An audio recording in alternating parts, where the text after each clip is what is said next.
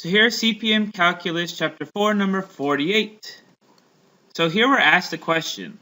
If h of x is f of x times g of x, so h of x is just one function times another function, does that mean h prime of x, the slope function of h, is equal to f prime of x times g prime of x? Is h prime of x equal to the multiplying the other two functions, slope functions, right? Can we just do that?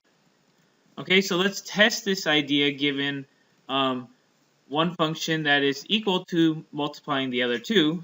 So if this is true, h of x is this, right?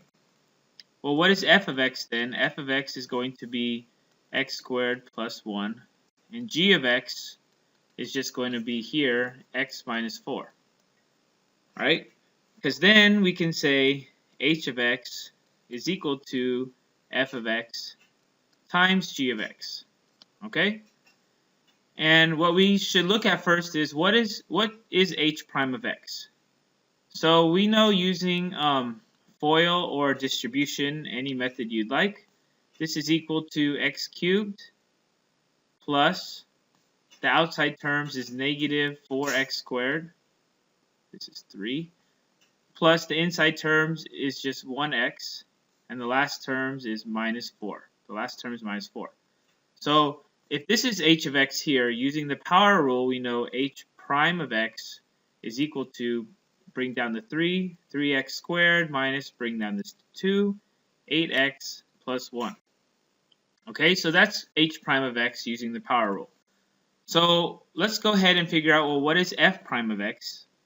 F prime of x is equal to 2x, right, plus 0, or just 2x. G prime of x is equal to, well, using the power rule, just 1, because the derivative of x is 1 and the derivative of a constant is 0. So what is f prime of x times g prime of x? And that's just 2x times 1, right? Which is 2x.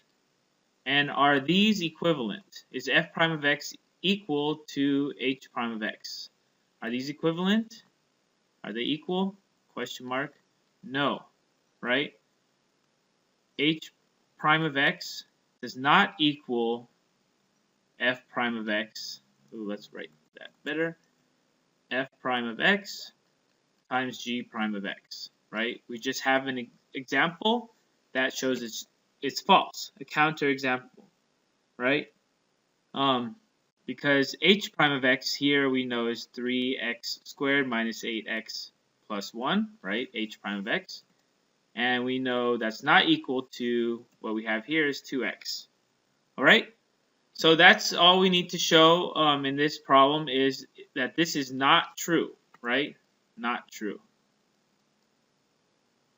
So be careful when you're taking the derivative. It's not true. All right. So that ends for CPM Calculus chapter 4, number 48.